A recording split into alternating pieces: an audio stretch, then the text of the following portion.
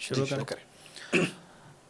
اعوذ باللہ من الشیطان الرجیم بسم اللہ الرحمن الرحیم السلام علیکم ایتھا الصدیقۃ الشہیدہ.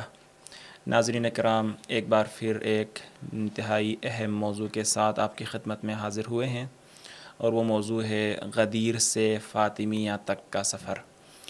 ناظرین کرام، اس انتہائی اہم موضوع پر گفتگو کرنے کے لیے آج ہمارے ساتھ تشریف فرما ہیں حوض علمیہ قم المقدسہ سے جناب حجۃ الاسلام والمسلمین آقائے دوست علی صالح. ہم آقا صاحب کے انتہائی شکر گزار ہیں کہ انہوں نے اپنے قیمتی اوقات میں سے وقت نکال کر اس اہم پروگرام میں ہمیں جوائن کیا ہے. السلام علیکم ورحمۃ اللہ. وعلیکم السلام خیریت ورحمۃ سے اللہ. انشاءاللہ. الحمدللہ. آقا صاحب، جیسا کہ موضوع ہم نے ناظرین کو بتایا ہے غدیر سے فاطمیہ تک، اس موضوع پر جو ہے وہ معمولاً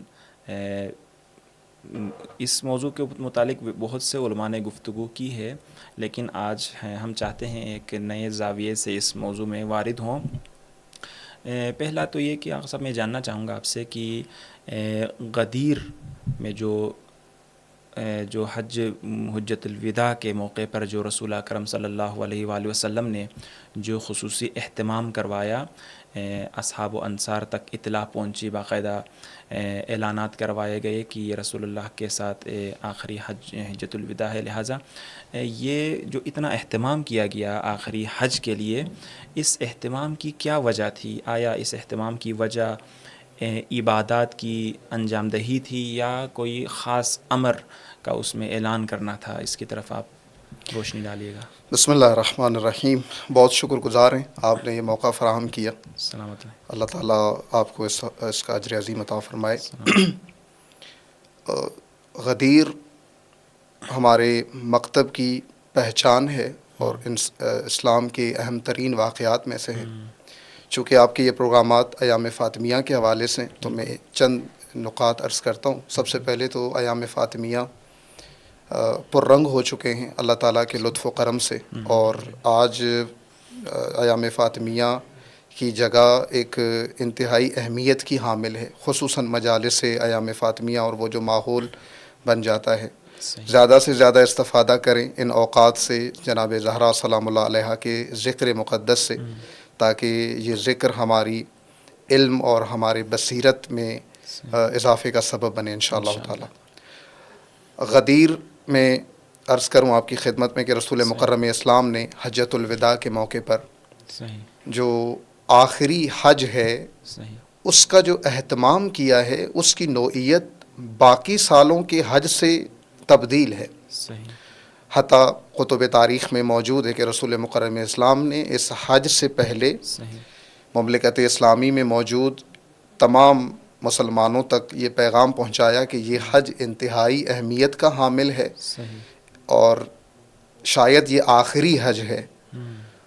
تو اس توفیق کو ہاتھ سے نہ جانے دیں کہ اپنا ایک حج نبی مکرم اسلام کے نورانی وجود کے ساتھ ادا کریں، تاکہ آپ کی زندگی میں ایک حج رسول اللہ صلی اللہ علیہ وآلہ وسلم کے ہمراہ بھی ہو. اور پھر رسول مکرم اسلام نے یہ پیغام پہنچایا. اسی لیے آپ دیکھیں تعداد کے لحاظ سے مسلمانوں کی ایک بہت بڑی تعداد اس حج میں رسول مکرم اسلام کے ہمراہ شریک ہوئی، اور انہوں نے ہمراہی رسول مکرم اسلام میں یہ حج ادا کیا. اس اہتمام اور اس طریقے سے اس حج کی برگزاری، اس کے پیچھے ہدف یہ تھا کہ امت کو ولی خدا کے حوالے کرنا تھا.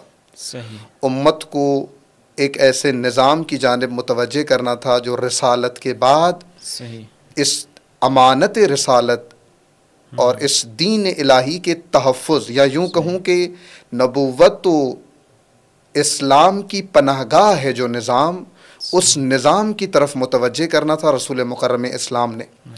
تو اس اہتمام اور اس طریقے سے اس حج کو برگزار کرنے کا ہدف یہ تھا کہ مسلمان جمع ہوں تمام نقاط اسلامی سے، تمام مملکت ہائے اسلامی سے، تاکہ آ کر خود رسول مکرم اسلام کی زبانی اللہ کے حکم حکومت، یعنی وہ حکم جو اللہ تعالیٰ نے صحیح رسول مکرم اسلام کی زبان سے امت تک پہنچانا ہے، اس صحیح کو خود آ کر سنے۔ صحیح اسی لیے آپ دیکھیں رسول مکرم اسلام نے ایک بڑے ہی اہتمام کے ساتھ جب صحیح یہ نفوس حج کی اس فضا اور اس پاکیزہ ماحول سے نکل کر آئے صحیح تو ایک اہتمام کے ساتھ رسول مکرم اسلام نے امت کو متوجہ کیا کہ اب میں اپنے تمام تر ذمہ داریوں کو پورا کرنے کے بعد آپ کو اور اس نظام کو، اس اسلام کو ایک پناہ گاہ کی جانب منتقل کر رہا ہوں۔ اور پھر وہ جو ہے وہ تفصیلی خطبہ ہے رسول مکرم اسلام کو، یعنی جو آگے گزرے ہیں ان کو بلایا گیا اور جی جو نہیں آئے تھے ان کا انتظار کیا گیا، جی ہاں، اور یہ پورا اہتمام ظاہر سی بات ہے ایک بہت بڑے اعلان غیر کی طرح۔ معمولی طور پر بالکل یہ جتنا بھی اہتمام ہے حجۃ الوداع کے بعد رسول مکرم اسلام کا اس صحیح پیغام کو پہنچانے کے لیے صحیح باقی سالوں سے یقیناً الگ ہیں، اور متون بالکل تاریخی بھی اس کے اوپر دلالت کرتے ہیں کہ رسول مکرم اسلام نے اس حج کو ایک خاص کیفیت اور ایک خاص اہمیت کے ساتھ صحیح انجام دیا تاکہ جو امانت الہی یا وہ جو ابلاغ امر الہی کرنا تھا وہ صحیح درست امانت داری کے ساتھ لوگوں تک پہنچایا جائے۔ صحیح ماشاء اللہ۔ آغا صاحب یہیں پر ایک اور نقطہ میرے ذہن میں آیا، وہ یہ کہ رسول مکرم اسلام نے یہ جو اعلان ولایت کیا غدیر میں، اور امت کے لیے جو رہنما اور رہبر جو مقرر فرمایا، وہ حج کے خود مکہ مکرمہ میں بھی یہ اہتمام ہو سکتا تھا۔ خود مکہ مکرمہ میں مینا کے موقع پر اور بہت سارے جگہ ایسے ہیں حج کے مواقع پر جہاں پر لوگوں کا اجتماع ہوتا ہے، تو آیا یہ ضروری تھا کہ حج کے اعمال سارے انجام دینے کے بعد اس نقطے غدیر خم پہ آ کر جو ہے یہ اعلان کیا جاتا؟ دیکھیے ہمارے متون احادیث کے یہ الفاظ ہیں کہ حج تزکیے کا سبب بنتا ہے، حج انسان کو پاک و پاکیزہ کرتا ہے۔ صحیح حتیٰ حدیث کا جملہ ہے کہ قیوم ولدتہ امہ، یعنی جب انسان اعمال حج کرنے کے بعد پلٹتا ہے تو ایسے بن جاتا ہے جیسے اپنی ماں کے پیٹ سے ابھی پیدا ہوا ہو۔ سبحان اللہ۔ پاک و پاکیزگی آ جاتی ہے صحیح حاجی کے وجود میں اعمال حج کو انجام دینے کے بعد۔ صحیح چونکہ یہ امر ولایت ایک انتہائی امانت داری کا کام تھا تو ضروری تھا کہ نفوس پاکیزہ ہوں، صحیح اور پاکیزگی دیکھیں رسول مکرم اسلام قطب عالم یعنی نورانی ترین وجود عالم کا، اس کے ساتھ اگر حج کے اعمال انجام پائے اور انسان حج کے اعمال کو انجام دے، وہ کیفیت اعمال حج سب کے لیے واضح ہے کہ ایک خاص انداز میں اللہ تعالیٰ نے تزکیے نفس کے لیے حج کے تمام تر اعمال اور وہ ترتیب سب کے وہ شیطان کو تفصیلی مارنا اور جی یہ ہاں ساری چیزیں بالکل بالکل وہ صحیح۔ ایک تفصیلی چیزیں ہیں، لیکن یہ کہ وہ اعمال کی ترتیب اور کیفیت بتاتی ہے کہ یہ اعمال وجود انسان کو تزکیہ کرتے ہیں، پاک کرتے ہیں، اور ضروری تھا کہ اس اعلان ولایت کے لیے نفوس پاک ہوں، پاک و پاکیزہ ہوں، تاکہ پھر یہ اعلان جو ہے وہ لوگوں تک پہنچایا جائے۔ لیکن آپ توجہ فرمائیں رسول مکرم اسلام نے جب سب کو جمع کر لیا اور جب اپنا یہ پیغام پہنچانے والے تھے تو وہاں حتیٰ خطبے کے یہ جملے ہیں کہ رسول مکرم اسلام کو جب بار بار جناب جبریل نے آ کر یہ پیغام دیا کہ اللہ تعالیٰ نے آپ پر سلام بھیجا ہے اور آپ کے اوپر لازم قرار دیا ہے کہ آپ اس پیغام کو پہنچائیں، تو روایات کے جملے ہیں کہ رسول مکرم اسلام نے کہا، رسول مکرم اسلام نے جناب جبریل سے کہا کہ کیا ممکن ہے آپ اس امر سے مجھے معاف کر دیں؟ صحیح اچھا کیا ممکن ہے؟ کیوں؟ لکثرت لقلت المتقین وکثرت المنافقین، اللہ اکبر، میں متقین کی تعداد کو کم دیکھ رہا ہوں اور منافقین کی تعداد کو زیادہ دیکھ رہا ہوں، لہٰذا اس امر کو حمل کرنے کے لیے لوگ یہ جو میرے سامنے ہیں نہیں ہیں آمادہ، ان میں نہیں ہے وہ ظرفیت جو ولایت کے پاکیزہ اس نظام کو قبول کریں۔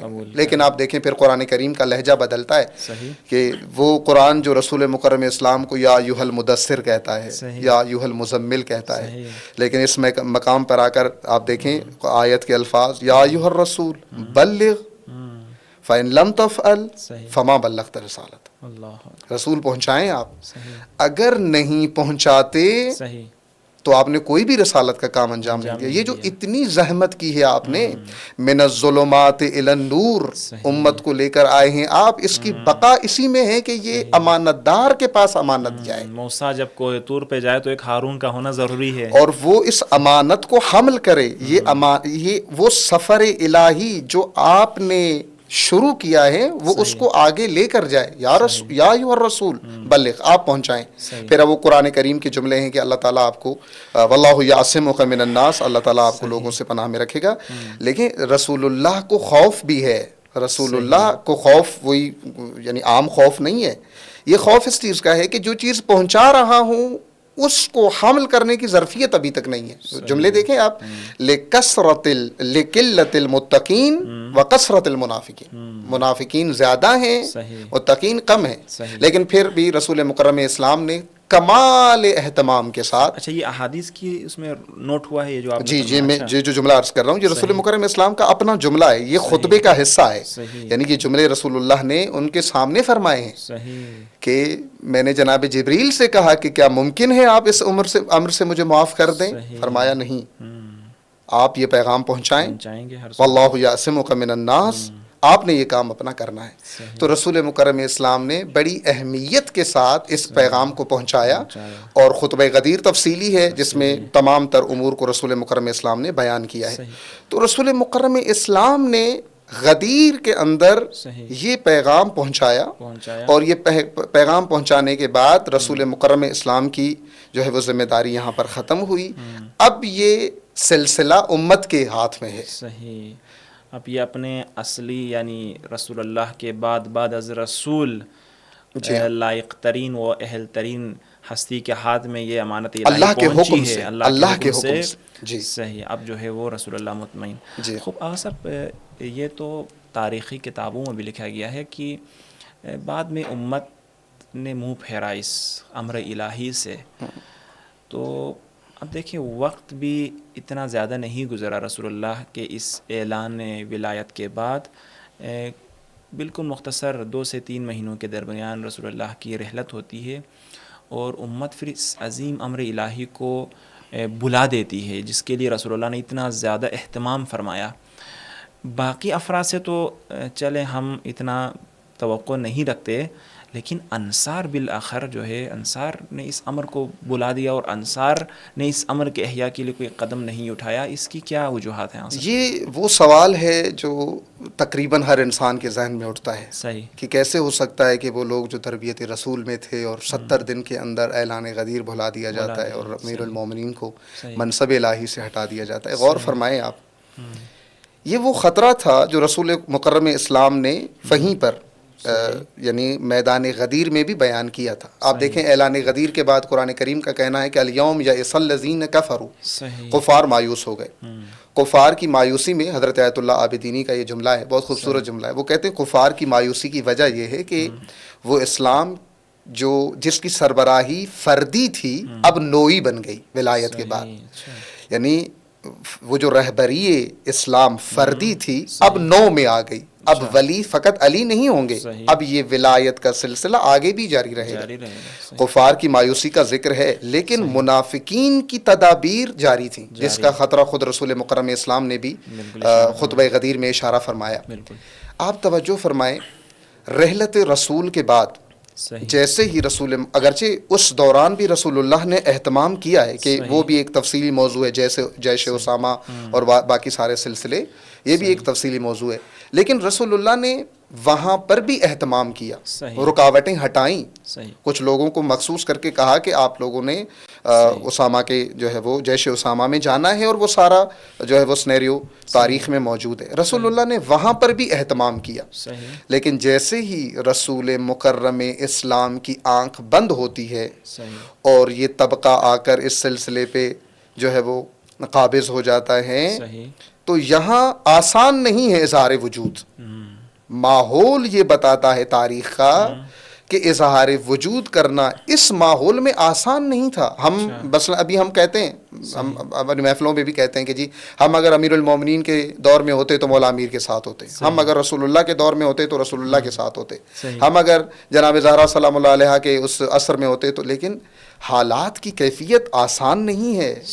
وہ ٹھیک ہے، یہ جذبہ ہونا چاہیے، وہ کمالات اہل البیت، وہ فضائل اہل البیت ہمیں اس چیز کے اوپر آمادہ کرتے ہیں کہ ہم اہل البیت کے ساتھ ہوتے. لیکن حالات اتنے آسان نہیں تھے مدینے میں رسول اللہ کی رحلت کے بعد. آپ یہ اندازہ کریں. جی معذرت کے ساتھ. اچھا، آپ نے فرمایا کہ حالات اتنے سخت تھے کہ وہ لوگ اظہار وجود نہ کر سکے. جی. لیکن میرا یہاں پر ذہن میں یہ نقطہ پہ آیا کہ وہ لوگ جنہوں نے قبضہ کیا اس منصب پر، ان کے اندر یہ جرأت کہاں سے آئی؟ جی. یعنی وہ جو اصحاب ہیں وہ رسول اللہ کے اس امر کو یا امر الہی کو زندہ کرنے کے لیے اظہار وجود نہیں کرتے، اور باقی افراد آ کر اس منصب پر قبضہ جما لیتے ہیں. بہت خوبصورت نقطہ اشارہ کیا آپ نے. جیسے ہی رسول اللہ کی آنکھ بند ہوتی ہے تو جناب سعد ابن عبادہ، اگرچہ ہم یوں تحلیل کرتے ہیں ان کے اس سلسلے کی، ان کو معلوم تھا کہ منافقین رسول خدا کے رحلت کے بعد یہ کام کریں گے. انصار جو مدینے میں موجود تھے، 2 قبیلے تشکیل دیتے تھے انصار کو، اوس و خزرج. جناب سعد ابن عبادہ قبیلے خزرج کے جو ہے وہ سردار تھے، رئیس تھے. جناب سعد جو ثقیفہ ہے، یہ ثقیفہ خود جناب سعد ابن عبادہ کے گھر کا ایک حصہ ہے. اچھا. یعنی ان کے گھر کے عقب کی ایک جگہ ہے، وہ ثقیفہ کہلاتی تھی. جناب سعد ابن عبادہ نے، ان کی نیت یہ تھی کہ ان کو یقین تھا کہ امیر المومنین رحلت رسول کے بعد تجہیز و تکفین رسول میں مصروف ہو جائیں گے. ان کو یقین تھا کیونکہ شخصیت امیر المومنین سے واقف تھے. خود یہ محب اہل البیت تھے جناب سعد ابن عبادہ. اور ان کے ایک بیٹے ہیں قیس ابن سعد، وہ خود یاران امیر المومنین میں سے ہیں. اور ان کے متعلق تاریخ میں موجود ہے کہ واقعاً انصاری اہل البیت کا حق ادا کیا ہے جناب قیس ابن عبادہ نے. قیس ابن سعد ابن عبادہ. جناب سعد ابن عبادہ کو یقین تھا کہ رسول خدا کی رحلت کے بعد امیر المومنین رسول اللہ کی تجہیز و تکفین میں مصروف ہو جائیں گے. انہوں نے اپنی طرف سے خیر خواہانہ نیت کے ساتھ ایک کام کیا کہ میں جا کر رسول اللہ کی رحلت کے فوراً بعد میں ثقیفے میں جا کر، چونکہ مدینہ تو سارا انصار میں ہے نا، ایک اکثریت انصار کی ہے، انصار محب اہل البیت ہیں. میں اپنے انصار کو جمع کر کے اس نظام کو اپنی دسترس میں لے لوں گا، بیعت بھی لے لوں گا. پھر جیسے ہی امیر المومنین رسول مکرم اسلام کی تکفین سے فارغ ہوں گے، میں یہ سلسلہ ان کے حوالے کر دوں گا. یہ نیت تھی جناب سعد ابن عبادہ کی. لیکن جیسے ہی یہ ثقیفہ کی میٹنگ شروع ہوئی اور کچھ افراد کو پتہ چلا کہ ثقیفہ میں کچھ لوگ آ کے بیٹھ گئے ہیں، آپ توجہ کریں، وہ لوگ جو وہاں موجود ہیں رسول اللہ کی میت پر، وہ وہاں میت کو ترک کرتے ہیں اور آ جاتے ہیں ثقیفے میں. چونکہ ایک مخفی میٹنگ تھی تو یہاں پر آ کر دروازہ کھٹکھٹاتے ہیں، دروازہ نہیں کھولا جاتا، دروازہ توڑ کے وارد ہوتے ہیں. یہ افراد دروازہ ثقیفہ کا دروازہ توڑ کر اندر وارد ہوتے ہیں، پوری محفل کو ہائیجیک کر لیتے ہیں اپنے ان یعنی دلائل کے ساتھ، جو دلائل تھے ان کے پاس. اور یہ سعد ابن عبادہ کا خیر خواہانہ کام جو وہ کرنا چاہتے تھے حق امیر المومنین کے لیے، یہ کام الٹ ہو جاتا ہے. ولی خدا کی اجازت، چونکہ ایک مرتبہ بھی جناب سعد ابن عبادہ نے نہیں سوچا کہ میں جا کر اجازت لے لوں مولا امیر سے اس کام کی، نہیں لی اجازت انہوں نے. خیر خواہانہ نیت تھی ان کی، چاہتے بھی یہی تھے. حتیٰ بعد میں دیکھیں جناب سعد ابن عبادہ نے خلافت کو قبول نہیں کیا. خلیفہ اول کی خلافت کو جناب سعد نے قبول نہیں کیا. وہ پھر خلیفہ دوم کی حکومت میں شام کے اندر شہید کر دیے گئے، ایک مخفیانہ طور پر. بعد میں رائج کر دیا گیا کہ جی مثلا ان کو جو ہے وہ جن نے تیر مارا ہے، یا اس طرح کی چیزیں رائج کر دی گئی.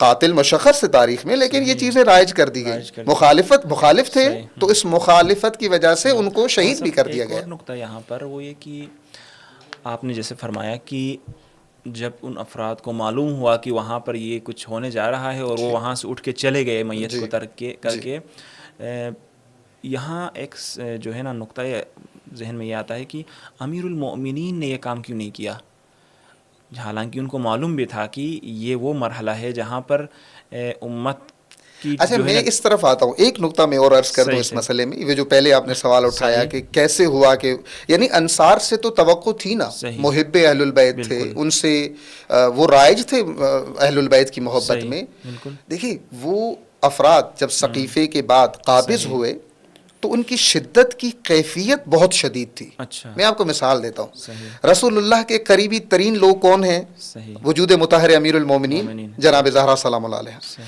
وہی امیر المومنین جو فرماتے ہیں کہ کن تو فی زمن الرسول کا جزء منہ، اللہ اکبر میں زمانے رسول میں جزء رسول تھا. سبحان اللہ. ایک طرف سے وجود مطہر مولا امیر ہے، ایک طرف سے جناب زہرا ہے. الفاطمہ تو بضعۃ منی، صحیح دونوں یعنی جگر گوشے رسول ہیں. بالکل امیر المومنین خود فرماتے ہیں کہ کن تو فی زمن الرسول کا جزء منہ، وہی نفس رسول کی خود تشریح. جی ہاں بہت سارے دلائل ہیں. بالکل اور اس طرف سے جناب زہرا صحیح قریبی ترین لوگوں کے ساتھ کیا رویہ ہے کہ وجود علی ابن ابی طالب کو رسیوں میں جکڑ کر بلایا جاتا ہے. صحیح اور وہ در جس کے اوپر متون اہل سنت میں یہ بات موجود ہے کہ صحیح رسول مکرم اسلام آیے تطہیر کے نزول کے بعد 6 ماہ تک مسلسل جا کر اس در پہ آیے تطہیر کی تلاوت کرتے تھے. اللہ اکبر. اب آپ اندازہ لگائیں ماحول کیسا تھا. ہم کہتے ہیں نا کہ کیوں انصار نہیں اٹھے، کیوں افراد نے اٹھ کر قیام نہیں کیا. غور فرمائیں آپ، شدت یہ تھی صحیح کہ رسول اللہ کے قریبی ترین افراد یعنی وجود علی بن ابی طالب کو رسیوں میں جکڑ لیا گیا. صحیح اور وہ دروازہ جو اتنے احترام کا حامل تھا کہ رسول مکرم اسلام آ کر آیات کی تلاوت کرتے تھے، وہ دروازہ بھی جلا دیا گیا. اللہ اب آپ توجہ کریں، جو طبقہ قریبی ترین افراد سے یہ رویہ رکھ رہا ہے، وہاں عوام کیسے اٹھ کے اظہار وجود کرے؟ صحیح قریبی ترین لوگوں کے ساتھ جب یہ رویہ ہے اس نظام کا، تو یہاں پر عام انسان کیسے اٹھ کے اظہار وجود کر سکتا ہے اور آ کر میدان میں جو ہے وہ اپنے آپ کو پیش کر سکتا ہے؟ بالکل انصار یا باقی افراد کی جانب سے میدان میں نہ آنے کی ایک وجہ وہ شدت ہے، جو شدت اس نظام نے آتے ہی اپنائی، کیونکہ ان کو معلوم تھا کہ نہ کمالات میں علی ابن ابی طالب کے برابر ہیں، نہ علم میں علی ابن ابی طالب کے برابر ہیں، نہ شخصیت و جائگاہ میں علی ابن ابی طالب کے برابر ہیں. طریقہ یہی ہے، صحیح اسی طریقے سے قابض ہوا جا سکتا ہے. صحیح. آشا میں وہیں اپنا نقطہ دہراتا ہوں کہ جب وہ لوگ میت رسول کو ترک کر کے جاتے ہیں تو امیر المومنین کیوں میت رسول کو ترک کر کے نہیں جاتے؟ چونکہ امیر المومنین جانتے بھی ہیں کہ یہ وہ مرحلہ ہے، اگر میں وہاں نہیں گیا اور اس معاملے کو کنٹرول نہیں کیا تو پوری امت کی ٹریک اور پورا راستہ ہی بدل سکتا ہے. جی ہاں جی ہاں، آپ توجہ فرمائیے. واقعاً ایک سوال ہے کہ مولا امیر بالکل کیا اتنا اہم ہے رسول اللہ کے جسم مطہر کو دفن کرنا؟ مسیر تاریخ تبدیل ہو رہا ہے، صحیح مسیر تاریخ عوض ہو رہا ہے، صحیح نبوت و امامت کا ارتباط ٹوٹ رہا ہے حکومتی سطح پر. بالکل مولا کیا ضروری ہے کہ رسول اللہ کے جسم کی تدفین کی جائے پھر کوئی کام کیا جائے؟ جی ہاں ضروری ہے. اچھا کیونکہ اگر رسول مکرم اسلام کی جسم کی بے احترامی ہوتی اور مولا امیر چھوڑ کر وہی کام کرنے چلے جاتے جو انہوں نے کیا، تو بعد میں تاریخ کیا لکھتی صحیح کہ وہ بھی حکومت کے لیے رسول کو چھوڑ کر چلے گئے تھے، علی بھی حکومت کے لیے چھوڑ کر چلے گئے تھے رسول اللہ کو. اللہ یعنی ہم تو ممکن ہے 20 سال کی نگاہ رکھیں، 30 سال کی نگاہ رکھیں، لیکن مولا امیر کی نگاہ آفاقی ہے، جاویدانی نگاہ ہے. اگر علی ابن ابی طالب اس مقام پر رسول مکرم اسلام کے جسم مطہر کو چھوڑ کر چلے جاتے اور جا کر اگرچہ جیسے آپ نے فرمایا کہ تاریخ مسیر تاریخ عوض ہو رہا ہے، بالکل ایسا ہی ہے. حتیٰ روایات میں ہے کہ کچھ درخت آ کر قیامت کے دن شکایت کریں گے کہ پروردگار اگر رسول اللہ کے بعد وجود علی ابن ابی طالب حکومت پہ آ جاتے ہم بیشتر زندگی کرتے تھے، علی کی نہ آنے کی وجہ سے ہم خشک ہو گئے. اللہ ہماری خشکی کی وجہ حکومت علی ابن ابی طالب کا نہ ہونا ہے. مولا اتنا بڑا کام ہونے والا ہے، کیا ضروری ہے رسول اللہ کے جسم کو دفن کیا جائے؟ فرمایا ضروری ہے. اچھا ضروری ہے. کیوں؟ کیونکہ اگر علی بھی وہی کام کرے جو انہوں نے کیا تو بعد میں تاریخ یہی لکھے گی کہ یہ بھی چھوڑ کے چلے گئے تھے حکومت کے لیے. علی ابن ابی طالب نے بھی حکومتی معاملات کو حل کر کے پھر آ کر رسول اللہ کی تدفین کی، اور یہ علی ابن ابی طالب کو قبول نہیں. بالکل. اکثر چونکہ ہمارا موضوع بھی غدیر سے فاطمیہ تک ہے، اور یہ فاطمیہ کا جو ظلم ہے، ایام فاطمیہ میں جو ظلم ہوا وہ وہیں تسلسل ہے غدیر کا، اور غدیر کے بعد جو امت کا رویہ تھا. صاحب ایسے حالات میں، ایسے کشمکش کے افراتفری کے حالات میں بی بی کے قیام کو آپ کیسے دیکھتے ہیں؟ بی بی کے قیام کی اہمیت کیا ہے؟ ایسے میں بی بی نے جی، اور کیوں بی بی کو قیام کرنا پڑا؟ اب آپ اس ماحول کو، چونکہ میں نے کوشش کی یہ ماحول آپ کے ذہن میں آ جائے، جناب زہرا نے پہلے مرحلے میں سکوت کیا، صحیح، ماحول کا مشاہدہ کیا، توقع رکھی کہ مثلا فلاں افراد اٹھ کر شاید اس مسئلے پر اظہار وجود کریں، لیکن جب کوئی وجود نہ اٹھا نہیں اٹھا، صحیح، تو یہاں ضروری تھا کہ چونکہ غدیر میں علی ابن ابی طالب کو ولی بتایا گیا تھا، بالکل، لیکن کوئی ہو جو علی کو ولی مان کر بھی دکھائے، کوئی ایسی ہستی ہو کہ جس ہستی کے وجود کی تاثیر اتنی ہو کہ نبوت اس کے احترام میں قیام کرتی ہو۔ صحیح، جناب زہرا نے پہلے مرحلے میں مشاہدہ کیا ماحول کا، اس کے بعد آ کر اظہار وجود کیا جناب زہرا نے، لیکن اس امر ولایت کی تبلیغ اور اس امر ولایت کے دفاع کے لیے میدان میں آنے کا جو ذریعہ بنایا وہ فدق کو بنایا، اچھا، کیونکہ ایک ملموس چیز، صحیح، ایک ایسی چیز جس کو واقعاً سہارا بنا کر میدان حضور در سہنے ممکن ہے، وہ یہی فدق ہے۔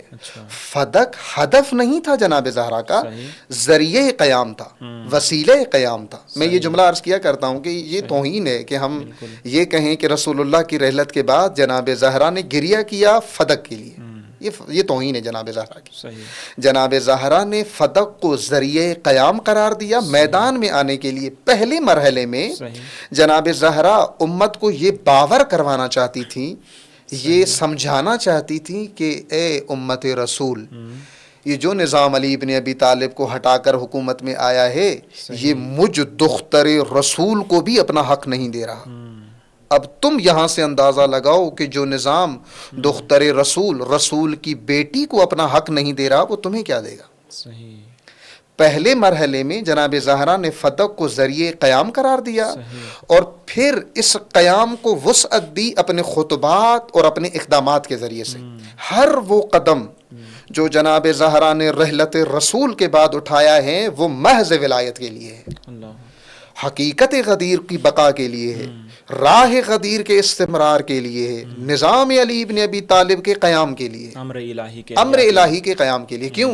کیونکہ جناب زہرا نبوت و امامت کے لیے حلقہ وصل ہیں، یہ بیوی ہیں جو اس نظام کو جوڑتی ہیں، ان حدوں کی محافظ ہیں جناب زہرا، نبوت و امامت کے حدوں کی محافظہ جناب زہرا ہیں، کیونکہ جناب زہرا نے ان حدوں کو محفوظ کیا پہلے مرحلے میں محفوظ کیا، پھر جنہوں نے یہ حدیں توڑی حکومتی سطح پر، پہلے مرحلے میں ان کا انکار کیا، دوسرے مرحلے میں بے نقاب کیا، چونکہ محافظ حدود نبوت و امامت ہیں جناب زہرا کا۔ اسی لیے ایک اور نقطہ میرے ذہن میں آیا، امام زمان علیہ السلام فرماتے ہیں کہ ہماری جدہ جو ہے ہم سب پر بھی حجت ہیں، کیونکہ بقائے امامت، بقائے سلسلہ نبوت و امامت، حلقہ وصل نبوت و امامت وجود حضرت زہرا ہے۔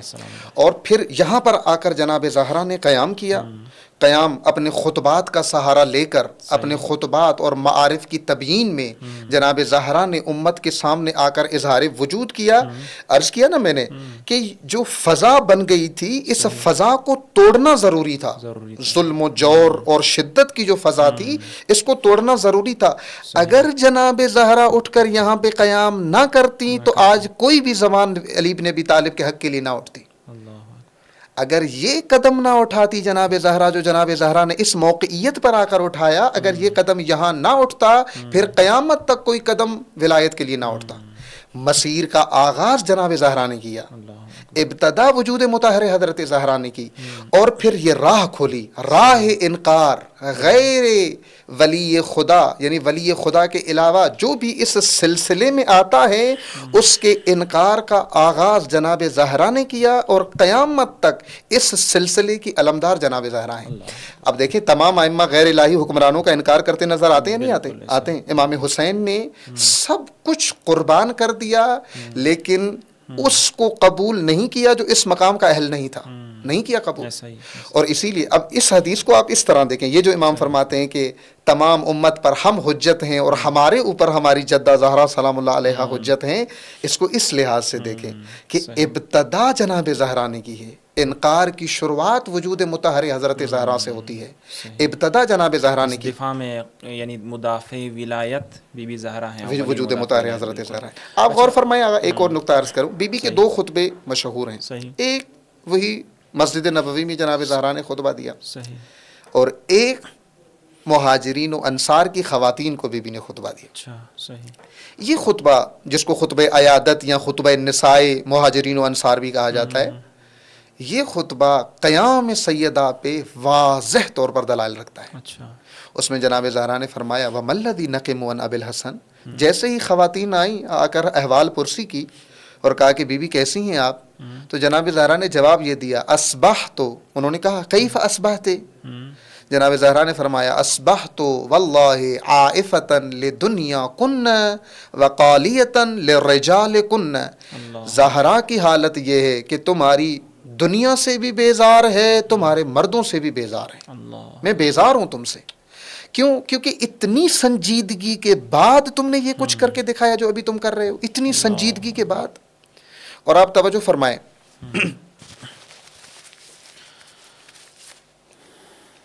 اور پھر اس میں جناب زہرا نے یہ فرمایا کہ وَمَا الَّذِي نَقِمُ عَنْ أَبِي الْحَسَنِ. کیوں علی ابن ابی طالب کا دامن چھوڑا ہے تم نے؟ فرمایا اس میں وجوہات بیان کیے کہ ابھی موضوع نہیں ہے وہ، لیکن خبردار کیا کہ وَمَا عِشْتَ أَرَاكَ الدَّهْرَ عَجَبًا. جو بھی تم میں سے زندہ رہے گا دہر کے عجائب کو مشاہدہ کرے گا. اب تمہیں پتا چلے گا کہ آگے کیا ہوگا. جو بیج تم نے بویا ہے آنے والی نسلوں کو اندازہ ہوگا کہ یہ کیا کر کے گئے ہیں. غب ما اسس الاولون. جو کچھ تم کر چکے ہو آنے والی نسلوں کو اندازہ ہوگا کہ تم کیا کر چکے ہو. اور وہ خطبہ بہت ہی بی بی کے قیام پر واضح دلیل ہونے کے ساتھ ساتھ اہداف قیام سیدہ زہرا سلام اللہ علیہا پہ واضح دلیل ہے. اور پھر آپ دیکھیں کہ خطبے کا اثر یہ تھا کہ وہ خواتین وہاں سے اٹھیں، انہوں نے جا کے اپنے مردوں پہ نفرین کی، اور وہ جو فضا بنی وہ جو ہے وہ تاریخ میں موجود ہے. اچھا صاحب، بی بی کے قیام کی طرف آپ نے اشارہ فرمایا، اور بی بی نے اپنے آخری لحظات میں جو وصیت فرمائی مولا کی خدمت میں، وہ وصیت اس کے اوپر تھوڑی روشنی ڈالیے گا کہ وہ وصیت کی نوعیت ہمیں تھوڑی سی عجیب لگتی ہے. کہ بی بی نے فرمایا کہ ہاں مجھے رات کو غسل و کفن دینا، مجھے رات کی تاریکی میں دفنانا، اور پھر منع فرمایا کہ کسی کو آنے کی اجازت نہ دینا. جی ہاں، یہ آیا یہ بھی معمولاً ویسے کہا جاتا ہے جذباتی مثلاً انداز اپنایا جاتا ہے، لوگوں کے ذہن میں ہے، لیکن آیا یہ جذبات کا حصہ ہے یا واقعی قیام کا حصہ ہے؟ یہ جناب زہرا کے قیام کا حصہ ہے. اچھا، میں اس کو یوں عرض کرنے کی کوشش کرتا ہوں. صحیح. مولا امیر بھی رات کو دفن ہوئے، صحیح. جناب زہرا بھی رات کو دفن ہوئے. اللہ اکبر. لیکن مولا امیر رات کو اس وجہ سے دفن ہوئے تاکہ ان کے جسم کی بے احترامی نہ ہو خوارج کی جانب سے. بالکل. لیکن جناب زہرا نے وصیت کر کے اپنے آپ کو رات کو دفن کرنے کا کہا، صحیح، تاکہ میرا احترام نہ ہو. اللہ اکبر. جملے کو سمجھیے گا. مولا امیر رات کو دفن ہوئے تاکہ میری بے احترامی نہ ہو. جناب زہرا نے خود وصیت کی مجھے رات کو دفن کرو تاکہ میرا احترام نہ ہو. کون سا احترام؟ چونکہ جناب زہرا کو علم میں تھا کہ میری رحلت کے بعد، میری شہادت کے بعد کچھ لوگ آ کر میرے احترام کے ذریعے علی کی بارگاہ میں ہونے والی بے احترامیاں چھپائیں گے. اور میں نہیں چاہتی کہ کوئی میرے احترام کا نقاب اوڑھ کے علی کی بارگاہ میں ہونے والی بے احترامیاں چھپائے. مجھے نہیں ہے یہ احترام قبول.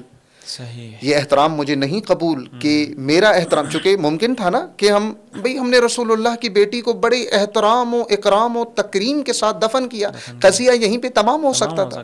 قبر بھی موجود ہے، وجود مطہر کو ہم نے بڑے احترام کے ساتھ.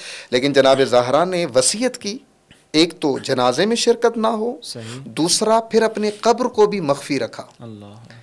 یعنی قطعاً وہ چہرے بے نقاب رہیں قیامت تک جنہوں نے بے احترامی کی ہے. میت کا احترام کر کے علی کی بے احترامی چھپانے نہیں دوں گی میں. جو علی کی بارگاہ میں تم نے بے احترامیاں کی ہیں، یہ بے احترامیاں قیامت تک زندہ رہیں گی. اور جب تک میں زندہ تھی میرا وجود علی ابن ابی طالب کا مدافع تھا. اب جب میں جا رہی ہوں تو جب تک میرا جسم یہاں موجود ہے یہ بھی علی کا دفاع کرے گا، اور جب میں چلی جاؤں گی تو میری قبر قیامت تک علی ابن ابی طالب کی ولایت کا دفاع کرتی رہے گی۔ قبر کو مخفی رکھنا یہ رمز ہے، جناب زہرا نے جو قبر کو مخفی رکھا، یہ قبر قیامت تک علی ابن ابی طالب کی ولایت کی مبلغ ہے یہ قبر۔ کیوں؟ اس لیے کہ قیامت تک جو بھی انسان آ کر جناب رسول مکرم اسلام کے دین پہ تحقیق کرے گا، وہ پوچھے گا کہ مسلمانوں رسول اللہ کی ایک بیٹی بھی تھی، مسلمانوں بتاؤ اس کی قبر کہاں ہے؟ پھر وہ اس حقیقت پر پہنچے گا کہ رسول اللہ کی بیٹی ناراض اس دنیا سے گئی ہے۔ پھر وہ اس حقیقت پہ پہنچے گا کہ بتاؤ کیوں ناراض گئی ہے، پھر بتاؤ کہ اس کی قبر کہاں ہے، پھر بتاؤ کہ اس کی قبر مخفی کیوں ہے۔ یعنی جناب زہرا نے اپنی قبر کو قیامت تک وجود علی ابن ابی طالب کے دفاع کا ذریعہ بنایا۔ جب تک وجود مطہر حضرت زہرا زندہ تھا، مدافع علی ابن ابی طالب تھا۔ یہ سیدہ مدافعات ہی جناب امیر علیہ السلام کی ولایت کی، اور جب دنیا سے چلی گئی تو یہ قبر حضرت زہرا قیامت تک ولایت علی ابن ابی طالب، حاکمیت علی ابن ابی طالب، مظلومیت مولا امیر کو کائنات کے سامنے واضح کرتی رہی۔ اللہ اکبر، بہت خوب آقا صاحب، انتہائی آپ نے مہم مطالب کی طرف اشارہ فرمایا، اور اس پورے غدیر سے فاطمیہ تک کے اس موضوع پہ آپ نے ماشاءاللہ سے جو ہے وہ اظہار کیا ہے، اس اہم نکات کی طرف اشارہ فرمایا ہے۔ تو ہمارا وقت بھی یہیں پہ ختم ہوتا ہے، تو ہم ناظرین سے بھی اجازت چاہیں گے، انشاءاللہ اگلے پروگرام تک ہمیں اجازت دیجیے گا۔ اللہ حافظ۔